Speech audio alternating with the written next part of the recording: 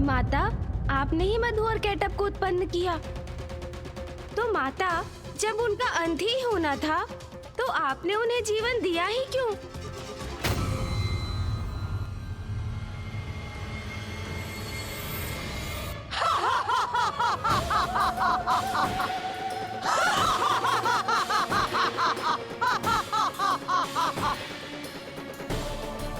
माता श्री महाकाली का यह अट्टहास तो भयभीत करने वाला है।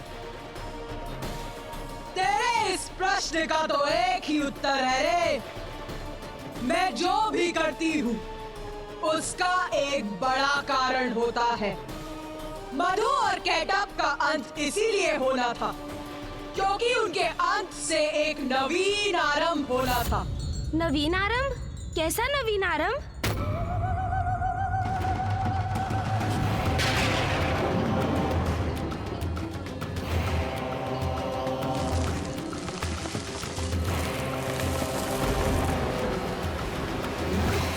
हाँ रे, नवीन आरंभ। क्योंकि मधु और केटअप के खंडित शरीरों की मोधनी एक साथ आने से जल पर चलायमान थल के अंश को कठोरता प्राप्त हुई और ये था आरंभ पृथ्वी का।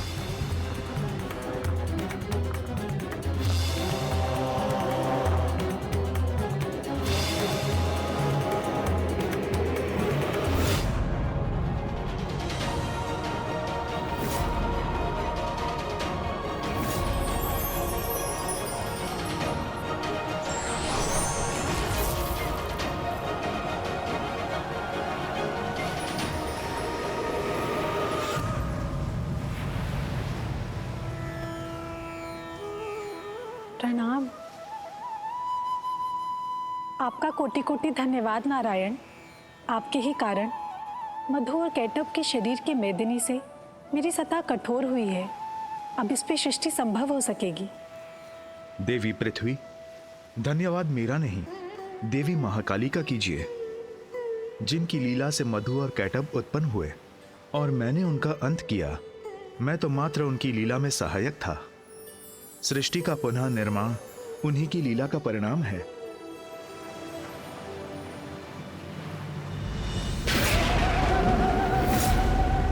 जय श्री महाकाली।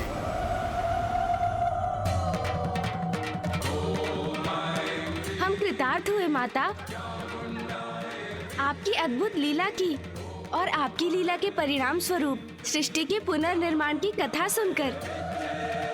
हाँ माँ, हम धन्य हुए। आपकी लीला की कथा सुनने का अवसर जो प्राप्त हुआ हमें, और उससे भी बड़ा सौभाग्य तो ये था कि ये कथा हमें साक्षात आपके श्रीमुख से सुनने का अवसर प्राप्त हुआ। अपनी ही लीला की कथा सुनाकर आपने हमें कृतार्थ कर दिया माता। किंतु हमें यह भी बताइए माता कि आपके देवी श्री महाकाली रूप की कृपा से हम भक्तों को कैसा सुफल प्राप्त होता है? मैं जब श्री महाकाली रूप में अवतरित होती हूँ तो उस समय महादेव महाकाल रूप में मेरे साथ होते हैं। मेरे इस रूप की आराधना से मेरे भक्तों को जीवन के सभी सुख और भोग के सभी साधन प्राप्त होते हैं और उनकी समस्त धर्मोचित मनोकामनाएं पूर्ण होती हैं और उनके जीवन के उपरांत उन्हें मोक्ष प्राप्त होता है। माँ प्रणाम, माँ श्री महाकाली। मशान कालिका काली, भद्रकाली कपालिनी, गुह्यकाली महाकाली, गुरुकुल्ला विरोधिनी, कालिका कालरात्रिश्च, महाकाली नितंबिनी, कालभैरव भार्या च, कुलवर्तम प्रकाशिनी, कामदा कामिनी कन्या, कमनीय स्वरूपिणी, कस्तूरी रस लिप्तांगी, कुंदरेश्वरगामिनी, अकाल वर्ण सर्वांगी, कामिनी कामसुंदरी, कामार्ता कामरूपा च, कामधेनु कलावती, कांता कामस्वरूपा च, कामाया कुलकामिनी, कुलीना कुलवर्त्यम्बा, दुर्गा दुर्गतिनाशिनी। मेरी प्रथम महाविद्या काली के रूप की कथा अनंत है, इसीलिए अब मैं उसे विराम देती हूँ और अपनी द्वितीय महाविद्या के विषय में बताती हूँ। द्वितीय महाविद्या माता? गणेश, अपने प्रश्नों पर थोड़ा नियंत्रण रखो। कदाचित माता क्रोधित हो रही हैं।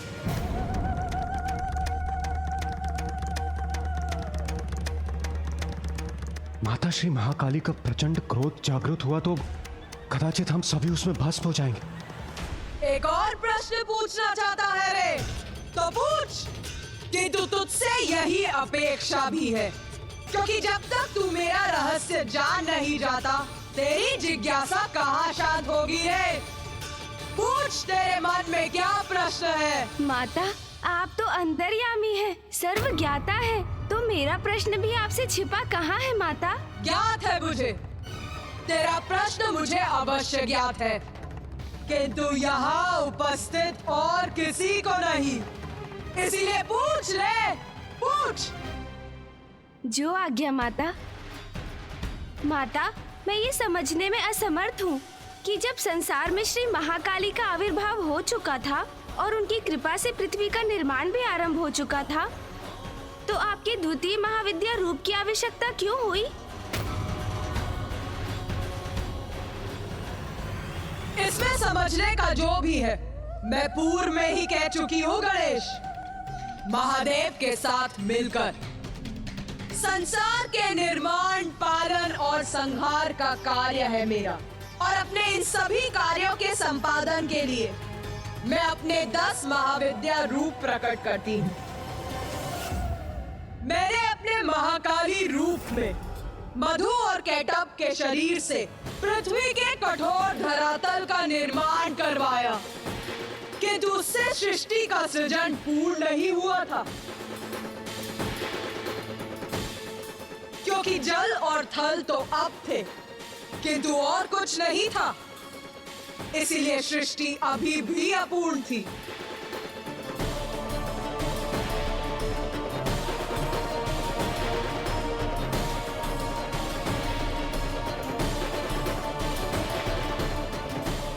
जल और थल के बाद प्राण ऊर्जा प्रदान करने के लिए सूर्य की आवश्यकता थी, जिनकी उत्पत्ति के लिए मैंने अपना देवी तारा स्वरूप धारण किया और महादेव के अक्षोभ्य स्वरूप का प्राकट्य हुआ था। माँ तारा और श्री अक्षोभ्य ही आदित्य सूर्य के सृजन का कारण थे। माता, मैं ये जानने के लिए भी उत्सुक हूँ कि आदित्य सूर्य की रचना आपने कैसे की? तो सुन, ध्यान से सुन।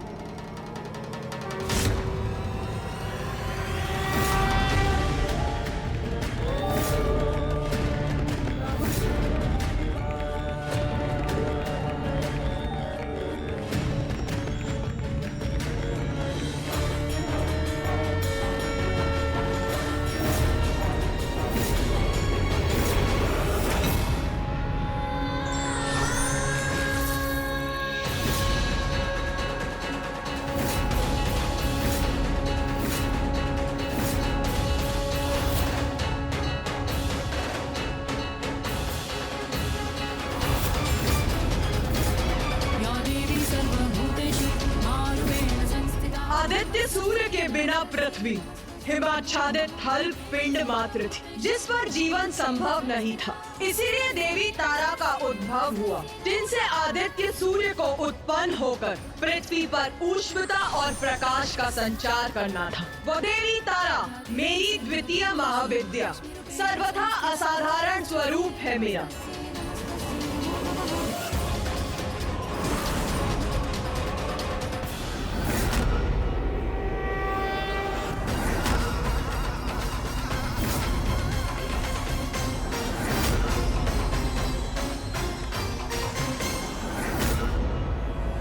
क्योंकि देवी तारा ही मेरा वो महाविद्या स्वरूप है जिनमें ऊर्जा, ऊष्मता, प्रकाश उत्पन्न करने का सामर्थ्य है।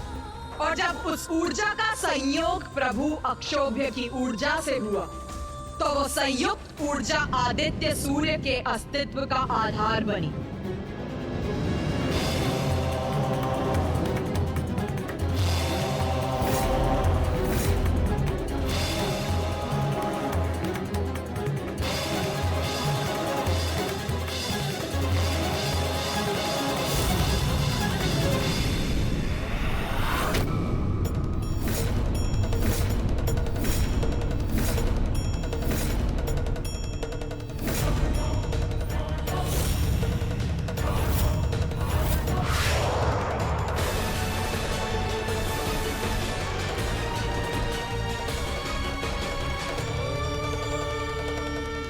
जब देवी तारा और प्रभु अक्षोभ्य की संयुक्त ऊर्जा सागर के जल में समाहित हुई, तो वहां अनेकों प्रज्वलित ऊर्जा पिंड उत्पन्न हुए, जिससे ऊर्जा का अद्भुत विस्तार हुआ।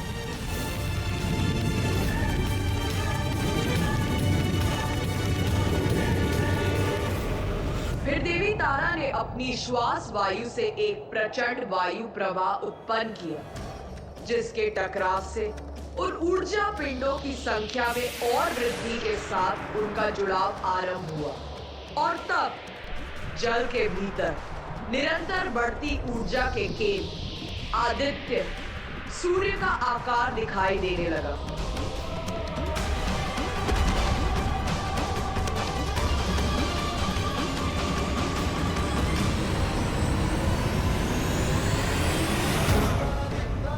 फिर प्रभु अक्षोभ्य और देवी तारा की ऊर्जा से आदित्य सूर्य प्रस्तुत हुए।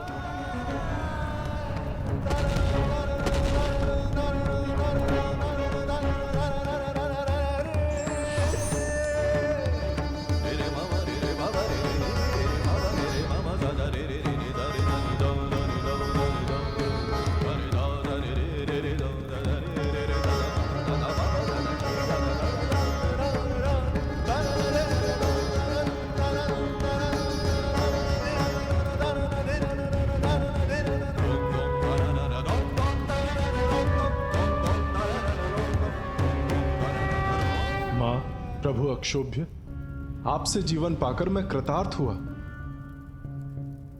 मुझे उत्पन्न करने के लिए आपका कोटि कोटि धन्यवाद। मैंने पृथ्वी पर जीवन का संचार करने के लिए आपको जन्म दिया है। अब आप अपने स्थान पर रहकर सृष्टि को ऊष्मता, प्रकाश और जीवन दायिनी ऊर्जा प्रदान करें। दिवस और रात्रि उत्पन्न करेंगे, पृथ्वी पर ऋतुओं का चक्र स्थापित करेंगे। अब आप प्रस्थान कीजिए और सभी को जीवन देने का अपना दायित्व संभालिए। उचित है मां।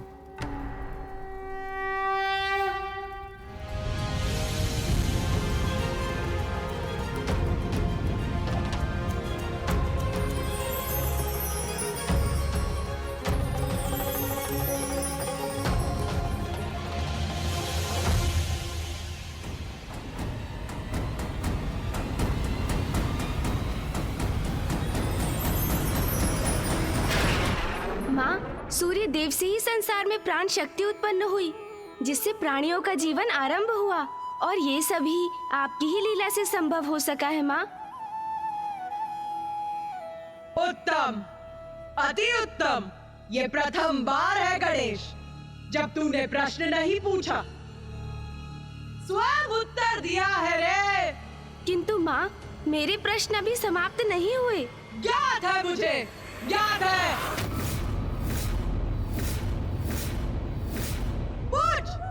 पूछ रे। माता, हमें बताइए ना, आपकी द्वितीय महाविद्या स्वरूपनी देवी श्री तारा के नाम का क्या अर्थ है? क्या रहस्य है इसके पीछे माँ? तारा अर्थात जगत को तारने वाली।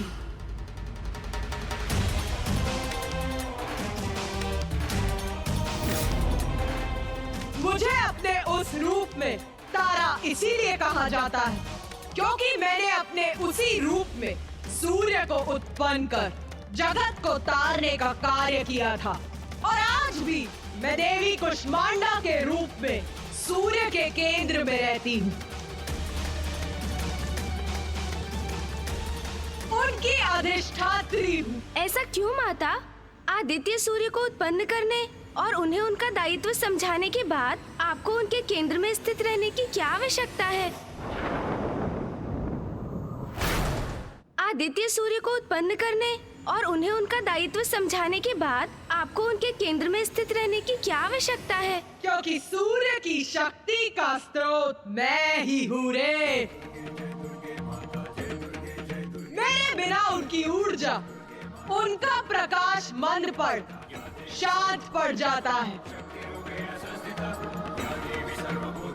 सूर्य सृष्टि को जीवन प्रदान करते हैं, किंतु उसका कारण भी मैं ही हूँ रे।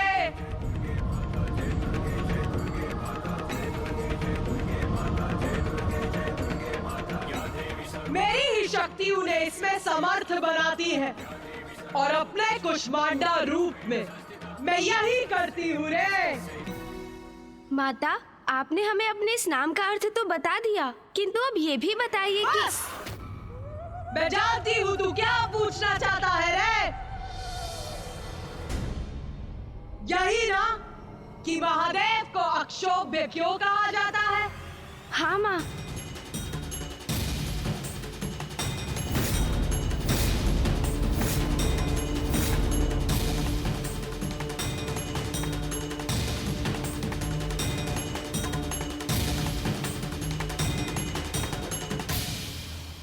अक्षोभ्य अर्थात जो प्रत्येक अवस्था में शोभ्य रहित रहे, और महादेव तो सदा अक्षोभ्य ही रहते हैं।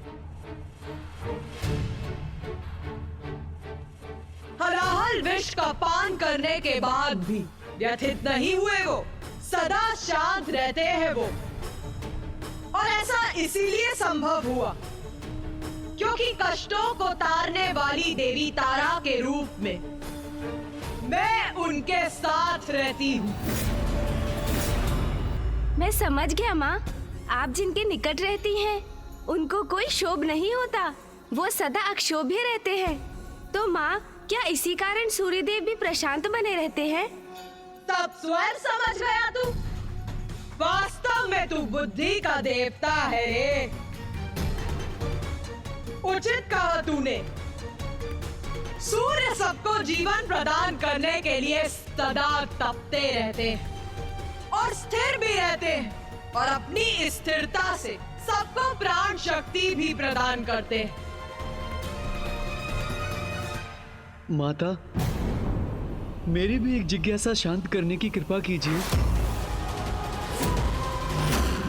यदि सभी माता से इसी प्रकार प्रश्न पूछते रहे तो अवश्य ही माता कुपित होकर हम सभी को एक साथ दंडित करेंगे।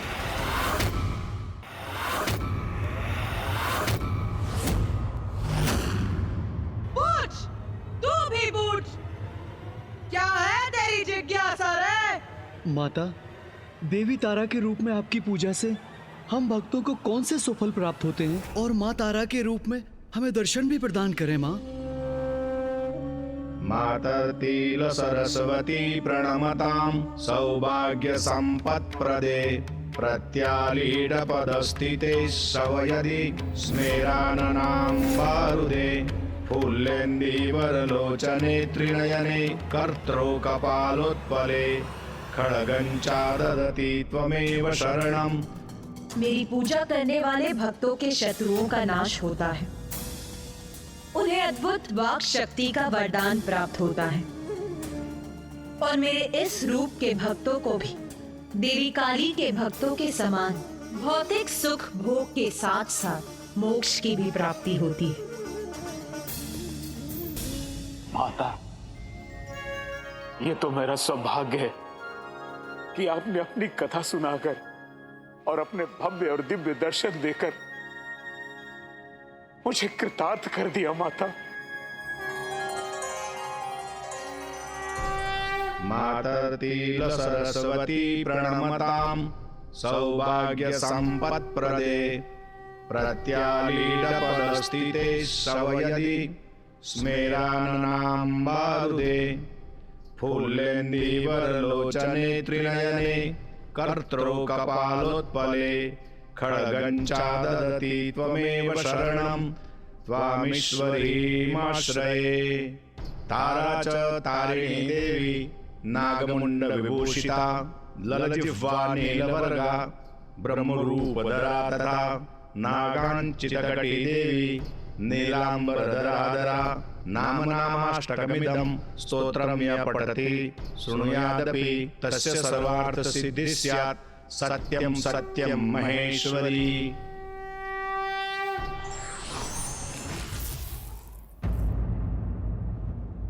माता, आपने देवी श्री महाकाली रूप में पृथ्वी का निर्माण किया, फिर माँ तारा के रूप में सूर्य देव को उत्पन्न किया। जब पृथ्वी और जीवन के स्रोत सूर्य दोनों की रचना हो चुकी थी, तो आपकी तृतीय महाविद्या की क्या आवश्यकता थी? पृथ्वी, सूर्य, ये पर्याप्त है क्या? मैं कुछ समझा नहीं माता। तृतीय महाविद्या इसीलिए आवश्यक थी क्योंकि सृष्टि अभी भी अपूर्ण थी।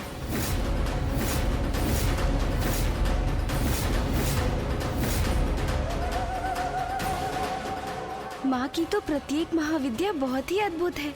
तृतीय महाविद्या में माँ ने कौन सा नया रूप लिया और सृष्टि को क्या प्रदान किया?